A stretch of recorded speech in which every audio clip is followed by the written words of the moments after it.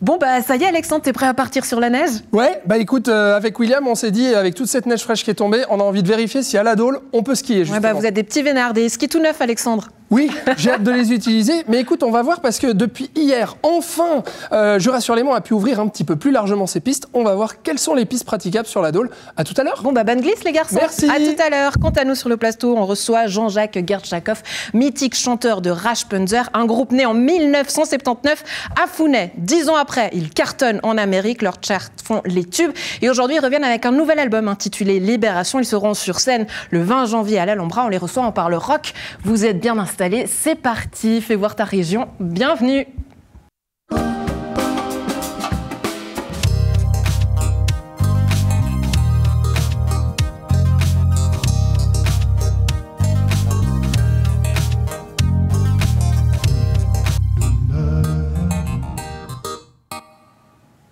De notre côté, on est toujours dans le brouillard, mais je suis sûre qu'Alexandre, lui, aura trouvé le soleil. Ça y est, tu es bien arrivé sur les pistes, Alexandre, avec le soleil, j'imagine. Là-haut, il fait toujours beau, non? Oui, écoute, il fait beau, Andrea. Regarde, je m'apprête à prendre le télésiège. On est à Jura-sur-Léman et puis on va direction les Tuffes. Comme ça, tu pourras voir la Dôle juste après. Alors, regarde, on va s'asseoir. Wow, super. Alors ça, c'est des merveilleuses conditions. Olivier Marillet, bonjour. Bonjour. Comment ça va? Bah, très bien. Oui. Alors, tu vois, Andrea, regarde, hop, on essaye de se mettre comme on peut à l'aise. C'est donc William qui me filme et Olivier Marillet. Vous êtes responsable justement de l'aménagement des pistes. Oui, alors, depuis hier, ça y est, ces télésièges fonctionnent. Il y a une partie des pistes qui sont ouvertes, notamment sur la Dôle, sur les Tuffes. Ça faisait depuis le 10 décembre que ça n'avait pas pu avoir lieu. Déjà, comment vous vous sentez là? Parce que quand on arrive, ça y est, enfin à pouvoir réouvrir, j'imagine que c'est génial. On revit, comme on dit. On revit, on est heureux, on est content de retrouver un peu de neige. Et puis surtout content de pouvoir offrir un produit ski à nos clients qu'ils soient français ou suisses. Parce que le domaine Jura-sur-Léman est franco-suisse. Oui, et alors la neige, il en a tombé combien justement ici? Parce que chez nous, alors dans le Distrignon, on s'est dit waouh, il y a plus de 20-30 cm en pleine, c'est super, on va pouvoir aller skier ce week-end. Alors on n'en a pas pris plus que vous, on a une chute de neige qui est évaluée entre 20 et 30 cm ces derniers jours. Donc l'avantage, c'est qu'on est sur une neige froide, des températures froides la nuit. Donc, ce qui nous a permis d'engager les travaux d'enneigement sur les pistes avec les dameuses. D'accord. Et alors, ça mobilise combien de personnes? C'est quoi? Qu'est-ce que ça demande comme travail, justement, de faire l'aménagement des pistes? Je sais pas, vous travaillez le jour, la nuit, à toute heure? Comment ça se passe? Alors là, sur la période hivernale, on va dire que le gros travail, il est d'enneiger les pistes dans un premier temps, donc avec les engins de damage. Donc, et ensuite, de compacter cette neige, de la damer, d'offrir des pistes damées aux clients. Mais la grosse difficulté aujourd'hui, c'est de travailler avec ces manteaux neigeux qui sont de moins en moins importants. Donc, 20-30 cm de neige, on les dame pas n'importe comment. Donc, ce qui a fait que vous n'avez pas pu ouvrir la totalité du domaine aujourd'hui. Pour l'instant, le domaine n'est pas ouvert en totalité. On est encore en train de travailler et conforter d'autres pistes pour espérer étendre le domaine. Oui. Mais pour l'instant, il n'est pas ouvert à 100%. Vous êtes à combien? 20% d'ouverture de piste, un peu plus? Non, on est un petit peu plus. On est à peu plus de 50%. Ah oui, quand même 50% des pistes qui sont ouvertes. Bon, quelles sont les prévisions là pour la suite? Le froid, il va rester un petit moment? Donc là, prévision court terme, donc à ce week-end, on a un très beau week-end qui s'annonce, ensoleillé, froid, une neige qui va rester de très bonne qualité. Donc là, jusqu'à mercredi prochain, on a plutôt une belle vision de nos pistes, quoi. Voilà. Et puis donc la semaine prochaine, on verra. En tout cas, Jura-sur-Léman, ça y est, c'est enfin ouvert. C'est vrai, Andrea, chaque année, on se dit ça retarde un tout petit peu plus l'ouverture. Bah oui, la neige se fait de plus en plus tard ici sur le Jura. On va en parler justement après avec la station de Calais qui est là-bas. Olivier, merci déjà de m'accompagner pour cette journée de ski sur ce télésiège. On pouvait pas rêver mieux comme condition. Je pense que vous avez bien choisi le jour. De la neige, du soleil, des températures agréables, c'est parfait. Et voilà, Andrea, sûr que toi, tu as encore du brouillard en bas, à Gland. Oui, j'ai encore du brouillard, mais tu es mon petit soleil aujourd'hui, Alexandre. Voilà. D'ailleurs, tu as un peu brouillé les pistes, on t'a quasiment perdu, mais j'espère qu'on te retrouvera tout là-haut. Aujourd'hui, place à la culture, place à la musique avec notre invité du jour que j'accueille, Jean-Jacques Gertchakov. Bienvenue. On est ravis de vous recevoir. Bonjour. Installez-vous seulement, prenez place. Vous êtes le mythique chanteur du groupe Rasppenzer qu'on a grand plaisir à recevoir. Toute une histoire, un groupe né dans les années 1979, notamment à Cran et à Founet, d'où vous venez d'ailleurs. Tout commence, je crois, dans des locaux sous une piscine. Oui, à Cran-Près-Céligny, c'était une grande villa, il y a une petite piscine devant. On a commencé à répéter là-dessous. C'est vrai. Ça devient un peu emblématique, hein, parce que vous allez répéter un peu dans toutes les piscines du coin, même sous la piscine de Colovray. C'est juste, oui, parce que ensuite le batteur du groupe étant le fils du concierge, on avait cet accès vu que lui, il faisait son exercice de batterie, ses entraînements de batterie sous la piscine. Alors on va revenir sur l'histoire de Rasppenzer, un groupe qui a un petit peu évolué aussi, notamment avec les membres là dont on voit à l'image, la composition est restée. Vous êtes un peu le noyau dur. Vous et Renato, c'est ça? Alors, effectivement, Renato a rejoint le projet. En fait, c'est le batteur, Thierry Wetzel, qui me l'avait présenté à l'époque. Je l'avais croisé, d'ailleurs, sur la grande place du château. Je me trompe peut-être avec le nom, parce que ma mémoire aujourd'hui est un petit peu estompée. Mais, et il y avait son groupe qui jouait, et puis il y avait Rasppenzer également. On avait à l'époque les frères Ravetti qui habitaient Mille, et tout. Donc on était... et c'est un petit peu plus tard, quand je suis revenu des États-Unis, en fait, que Thierry m'a présenté Renato, qui avait à l'époque le look, comme on disait, Benetton. C'était quoi le look Benetton? C'était des petits mocassins avec ces petits glands, je ne sais plus trop comment on dit, puis très, très propre sur lui, comme ça, les cheveux pas trop longs, alors que nous, on avait les cheveux. Je sais qu'aujourd'hui, il faut faire preuve d'imagination. Les fameux Bennett, on disait, hein, avec des velomouteurs ciao, c'est ça? Complètement, ouais. Alors que nous, on était ce qu'on appelait des hardos, donc des hard rockers. Donc, voilà. Donc, la première consigne, ça a été fais-toi pousser les cheveux. Ouais. Ils ne sont pas restés, c'est ça? Ouais. Ça fait partie peut-être du Exactement. rock. Bon, ce qui est fou, ça peut paraître anecdotique tout ça, mais finalement, le rock chez nous et dans notre district, il y avait un vivier. Hein. Incroyable. Et c'est Rodolphe qui l'a mis en lumière par ce merveilleux bouquin. Les 50 ans du rock Agnon dont vous faites partie. C'est comme ça qu'on est retourné sur l'histoire de Rasppenzer. Pour la petite histoire, il y a d'ailleurs une célèbre soirée qui a donné des prix. NRTV a attribué le prix du meilleur clip à Rasppenzer, dont on parlera d'ici quelques instants. Mais on disait, Jean-Jacques, voilà, il y a ce vivier qui était très riche de rock Agnon. C'était fantastique. Alors, je ne veux pas dire c'était mieux avant, etc., évidemment. Hein. Mais il y avait un vivier, c'est juste, c'est le bon terme. Un tel vivier, d'ailleurs, qu'avec mon amoureuse de l'époque, on avait décidé de faire un magazine qui s'appelait Le Radoteur, en collaboration, au début, en tout cas, avec la MJC. Plus tard, c'est devenu Le Rocker, etc. Parce que je trouvais qu'on ne parlait pas assez des groupes locaux. Donc, petit à petit, on s'y est mis. Ça nous a permis de participer à beaucoup de choses aussi. Ensuite, c'est vrai. Ouais, un groupe qui dure. Hein. Vous serez sur scène le 20 janvier à l'Alhambra de Genève. On aura plaisir à retrouver le groupe sur scène avec notamment ce disque Libération qui est sorti l'année dernière en 2023. On va en parler en deuxième partie d'émission si vous le voulez bien. Mais j'aimerais savoir, Jean-Jacques, qu'on appelle d'ailleurs Tonton, hein, plus communément dans le milieu. C'était l'époque de la première piscine, parce que je crois que Marcel Bajula, à l'époque, avait un chien.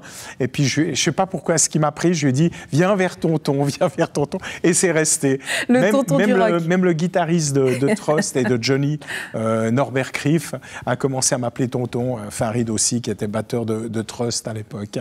Ouais, donc, tonton, le rock pour vous, c'est quoi finalement? C'est toute une vie, c'est une manière de vivre? C'est quoi le rock? C'est presque plus qu'une philosophie. J'aurais presque envie de dire une religion aujourd'hui, parce que c'est une religion qui a ses intolérances, qui a son dogme un peu, tout ce que je déteste d'ailleurs dans les religions, mais il faut bien dire qu'il y a un petit peu de ça. Si je devais avoir une religion, ça serait le rock. Une philosophie aussi, avant tout, c'est extrêmement épicurien, et faire la fête, profitons-en, tant qu'il nous reste un petit peu de vie, mais peut-être pas non plus trop dans la norme. En tout cas, au début, c'était ça le message. Ouais. J'imagine que Ce côté de sortir des cases de la norme, ça a notamment été possible lorsque vous êtes parti aux États-Unis. C'est là où vous avez d'ailleurs cartonné avec le groupe en 1979 aux États-Unis. Vous faisiez partie de tous les charts. Alors c'était en 89. 89, pardon. 79, c'était la naissance. On était presque un peu trop frais. Mais oui, c'est vrai. Bon, à l'époque, hein, le mot-clé, c'était, la phrase clé, sex, drug and rock and roll. J'ai heureusement évité celui du milieu. Ça m'a valu peut-être de rester avec un esprit assez jeune, j'espère. Et puis avec une assez bonne santé, je dois dire, j'ai beaucoup de chance pour ça. Mais oui, alors les États-Unis, ils nous attendaient là-bas, c'était assez surprenant. On était signé par un management américain qui faisait la diffusion des groupes sur tout le territoire nord-américain au niveau des radios. College radios and commercial radios, c'est-à-dire les radios universitaires et puis les autres radios. On avait même eu un interview sur, ça s'appelait The Metal Hour, qu'on avait failli rater. Enfin bref, il y a plein d'anecdotes là-dessus. J'en ferai peut-être un bouquin un jour avec la collaboration. Vous mandaterez Rodolphe, voilà. Mais très volontiers, avec la collaboration de tous ceux qui ont meilleure mémoire que moi d'ailleurs, parce que j'ai revu un copain récemment qui me rappelait des tas d'anecdotes que j'avais complètement oubliées d'ailleurs. Ouais. Et ce clip qui a marqué l'histoire notamment, dont on va voir un extrait, et je vous propose tout de suite qu'on regarde un des clips fondateurs de Rapunzel en images. On regarde, on écoute.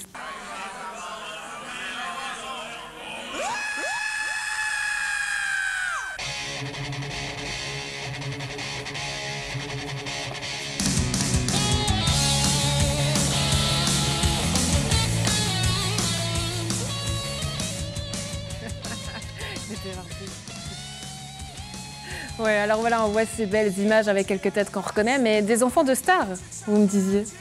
Oui, alors j'ai le fils de Robert Hossein et puis je crois de Catherine Deneuve aussi ont participé au tournage et puis beaucoup d'amis, Daniel Schweitzer, le réalisateur, pour lequel je travaillais comme assistant réalisateur sur son court-métrage, c'était sur la problématique du sida. Ouais. Et ça tombait extrêmement bien parce que j'avais écrit un texte là-dessus qui s'appelait « Do you really know ?» Est-ce que tu sais vraiment ? Où je prenais la thématique pas uniquement dans l'aspect, on va dire, médical, mais aussi déjà sociétal. Prévention sociétale avec quelque chose qui se passe à ce moment-là. Exactement. Ce qui est intéressant aussi avec ce clip, rien à voir, mais c'est le côté financier. Peut-être ça a mis plein les yeux à tout le monde. Hein. On s'est dit, tiens, un petit groupe de chez nous du Distrignon qui met le paquet sur un clip comme ça. Ça vous avez coûté combien à l'époque ? Alors, c'était un échange de bons procédés avec le réalisateur qui nous a fait une bobine 35, donc 35 mm de film en cadeau des services rendus, puisque je travaillais à l'époque comme assistant réalisateur à la TSR d'ailleurs, petit concurrent. On les salue, allez. À l'époque, et donc j'avais ses compétences et puis il avait évidemment pas les moyens, donc c'est comme ça qu'on a dû faire avec.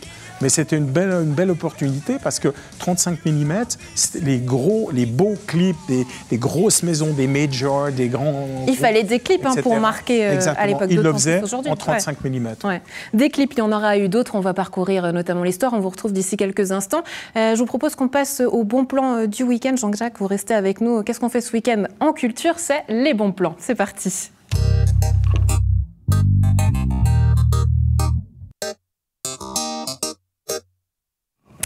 Alors, et pour commencer, on va aller du côté de Coppet, cette fois-ci sur scène, où on propose à Coppet 4 chefs-d'œuvre du répertoire du piano qui seront présentés au Temple de Coppet le 14 janvier. L'entrée est libre et la pianiste Yona Raluca va vous envoûter de mélodies de Rachmaninov. Rendez-vous dès 17h. Coppet, toujours, on reste sur scène, mais cette fois-ci avec une comédie romantique intitulée « À quel prix ?»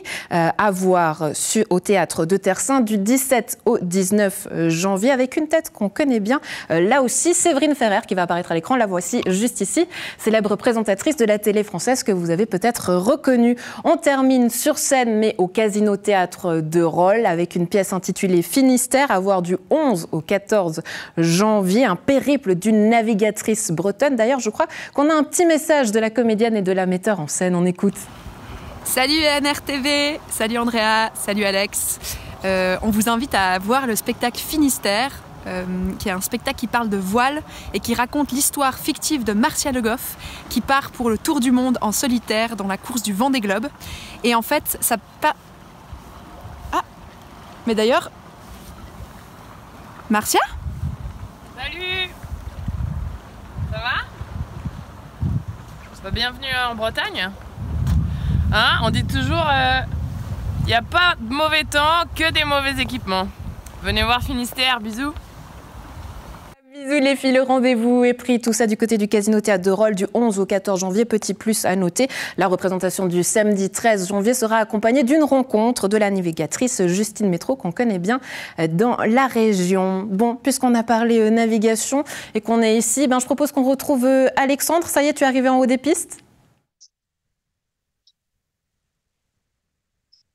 Oui, Andrea, regarde, je suis monté ici au sommet des Tuffes, dans le fond, en tout petit, c'est la Dôle. Et puis en face de moi, c'est le directeur de la station, Pierrick Camizet. Bonjour Pierrick. Bonjour Alexandre. Bon Bonjour, alors ça y est, j'ai envie de dire, enfin on peut monter ici, enfin il y a un petit peu de neige. Comment ça va? Comment vous le sentez? Il y avait beaucoup d'attentes chez notre clientèle, ça on le sentait dès le début de la saison, un peu frustré d'une année en demi-teinte on va dire l'an dernier. Et puis on a tout mis en œuvre pour que dès que les conditions soient là, on engage la machine, tout le monde sur le pont pour avoir une offre de qualité qui est en train de s'étendre chaque jour un peu plus. Oui, c'est justement chaque jour un peu plus. Là, on en a parlé avec Olivier avant. Il n'y a pas assez de neige pour pouvoir tout ouvrir d'un coup. C'est pas un peu frustrant justement parce qu'il y a toute cette attente, le mois de décembre, les fêtes où vous pouvez pas ouvrir la station complètement. C'est pas un peu frustrant de se dire là, on n'y est pas encore? Alors bon, ça peut être vu du professionnel, c'est toujours frustrant. On essaye d'avoir le produit le plus top qui soit. Vu du client, c'est complètement différent. Les gens avaient besoin de skier.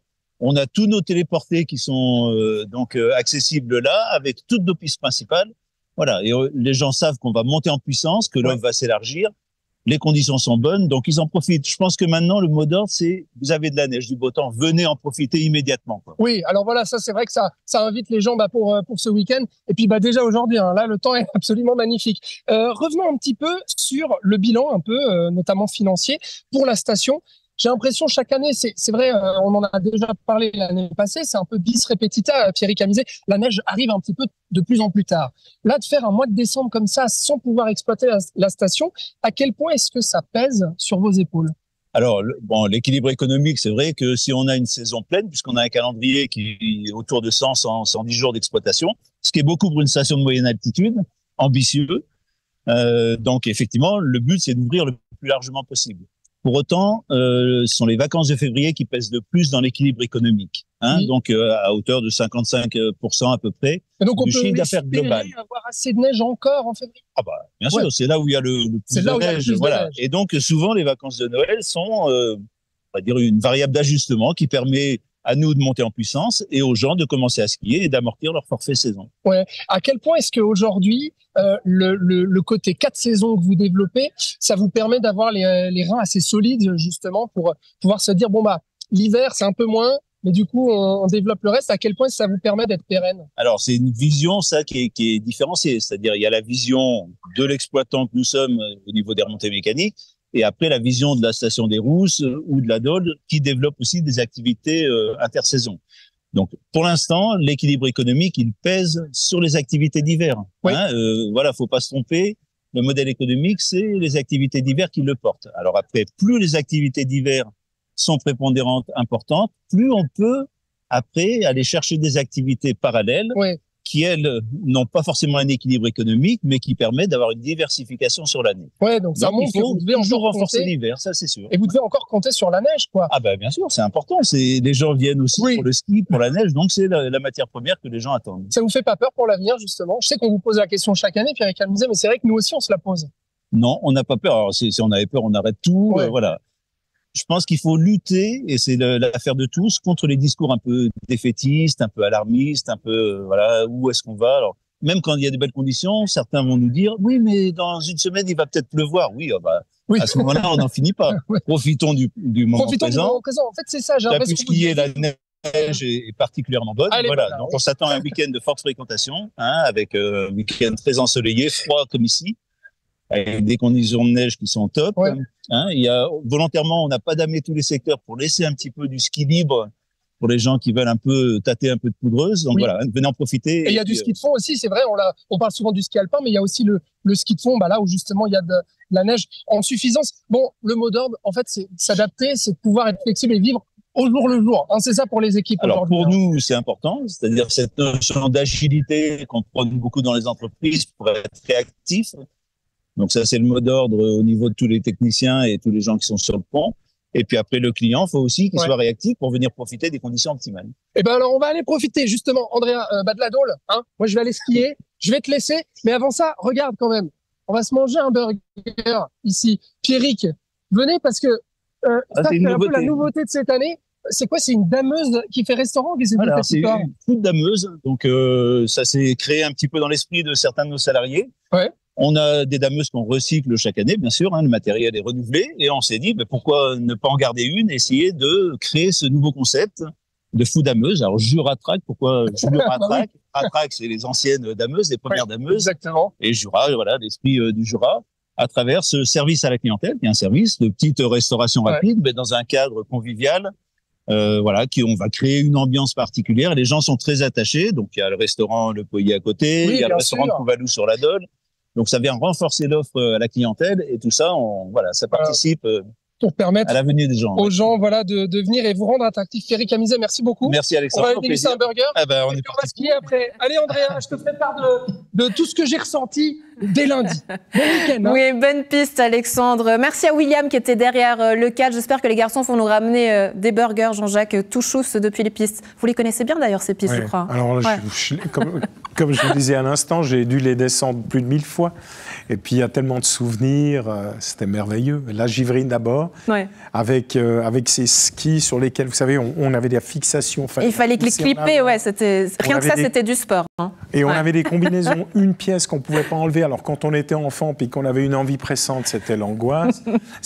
Puis on devait remonter, vous savez, comme ça, en escalier, à la Givrine. Moi, c'est pour ça que j'ai arrêté le ski. Hein. J'aimais bien la combi, mais à partir de là, ça s'arrête. Je suis passée team snowboard après. Bon, retour à la musique en votre compagnie, avec cet album, notamment Libération, avec des morceaux.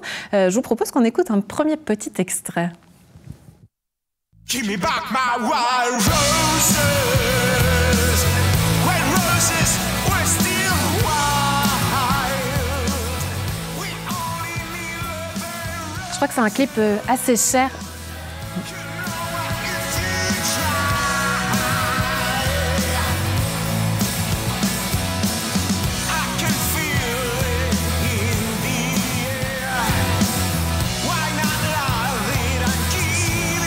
Wild Roses. Qu'est-ce que c'est? Wild Roses. Un clip assez cher à vos libertés, vous dites. Un clip qui est assez cher à vos libertés, qui représente vos libertés dans le rock, c'est ça? Oui, oui, sur les schémas. En fait, sur les schémas qu'on a, par exemple, quand on tombe amoureux, qu'on a envie, évidemment, qu'on rêve du couple idéal, etc., etc. Ces premiers contacts, ces eye contact, comme on dit en anglais maintenant, où on se dit, tiens, j'ai peut-être une ouverture, etc. Et sur le texte, on est vraiment sur les histoires de schémas. C'est-à-dire qu'on s'inscrit tous dans certains schémas. Et puis, évidemment, moi, ce que je propose, surtout dans mes textes, c'est de les casser ou de les ouvrir un peu plus et d'être un petit peu moins limité, ce qui nous permettrait, je ne suis pas médecin, mais peut-être de vivre plus heureux. Donc, tiens, question intime à la maison. On va y aller. Jean-Jacques, dites-moi tout. Un rocker qui nous parle d'amour, ça donne envie.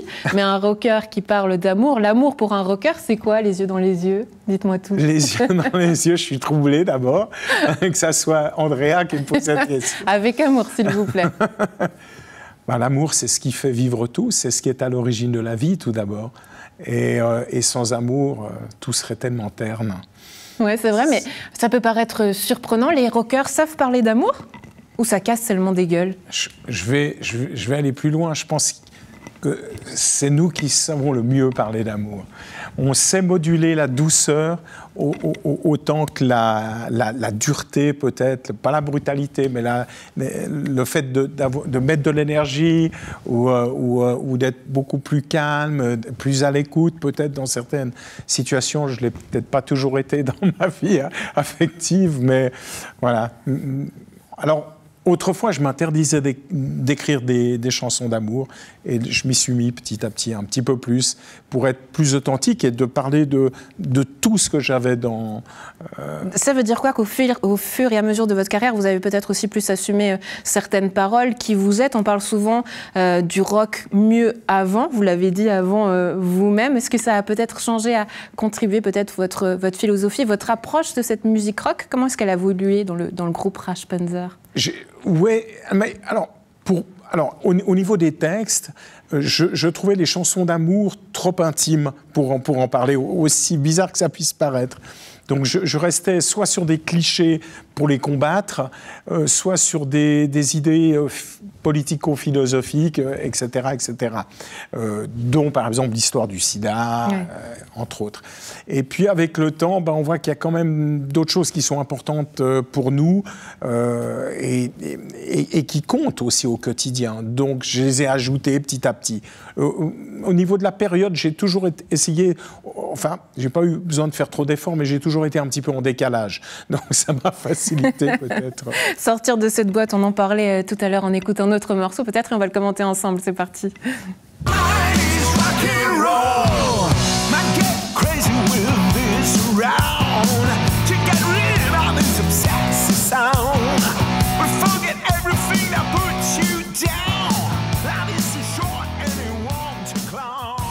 Ah, c'est parti sur quelque chose de beaucoup plus dynamique, là. Qu'est-ce qu'on écoute? Rock On. C'est un petit peu on dit from the morning till enfin du matin au soir, tout ce que j'ai dans la tête c'est le rock. Là on a voulu se remettre en scène. Donc j'ai sollicité la voiture de mon fils, mon poulailler, j'ai un poulailler, je vis dans la montagne et tout un petit peu. Et donc on a cette valise qui tombe avec tous ces souvenirs, ces photos de tournées américaines, etc. Et puis voilà, et puis de se dire, tiens les gars, allez, on s'y remet. On reprend les instruments et on y retourne.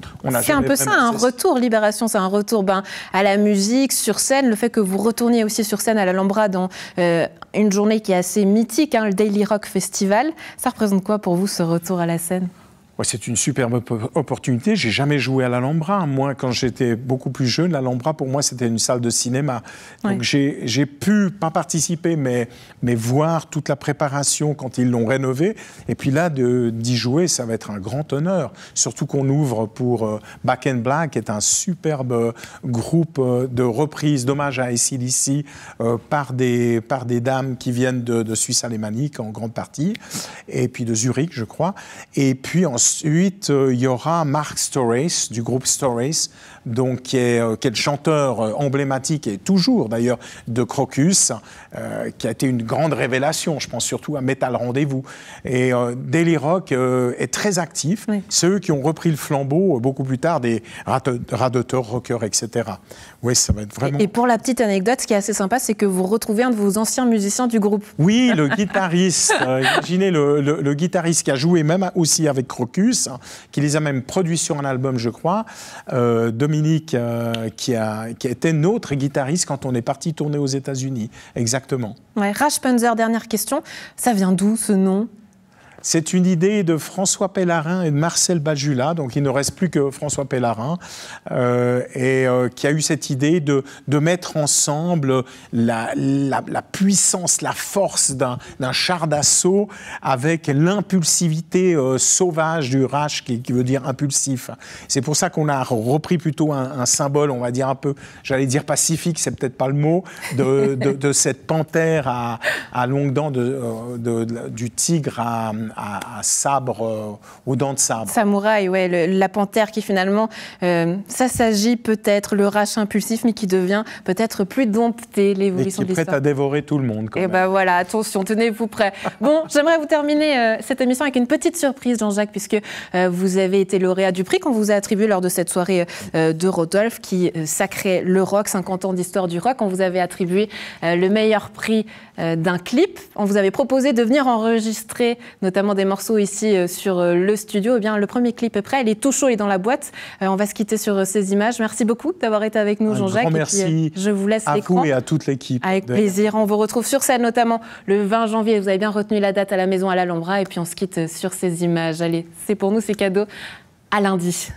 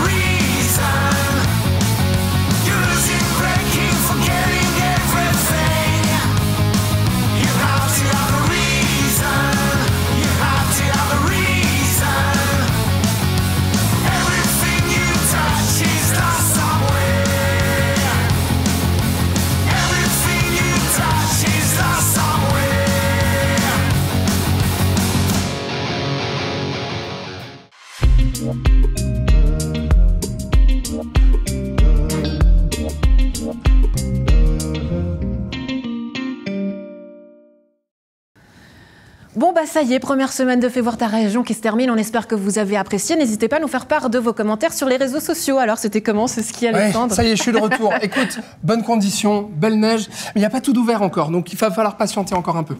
Déneiger, justement, on en a parlé avec une entreprise paysagiste en été qui, en hiver, devient déneigeur. C'est fou, ça? Ah bah oui, bah la neige, c'est vrai que c'était le grand événement en pleine de cette semaine. Et puis, on a parlé aussi des 20 ans de Région de Lyon, on a reçu le nouveau président de Swiss Basket, et puis en culture, on a parlé rock avec toi. Ouais, Jean-Jacques Gartchakov, mythique chanteur du groupe Rasppenzer qui est né chez nous à Founet, est venu nous parler de son nouvel album. Ils seront sur scène prochainement. Waouh, quelle semaine! On se réjouit de revenir la semaine prochaine, Alexandre. Et première semaine de Fais voir ta région à FC Politique. On espère que ça vous a plu. On se retrouve la semaine prochaine. Bon week-end, Andrea. Allez, on vous pose là et nous, on part. Ciao, ciao. Ciao.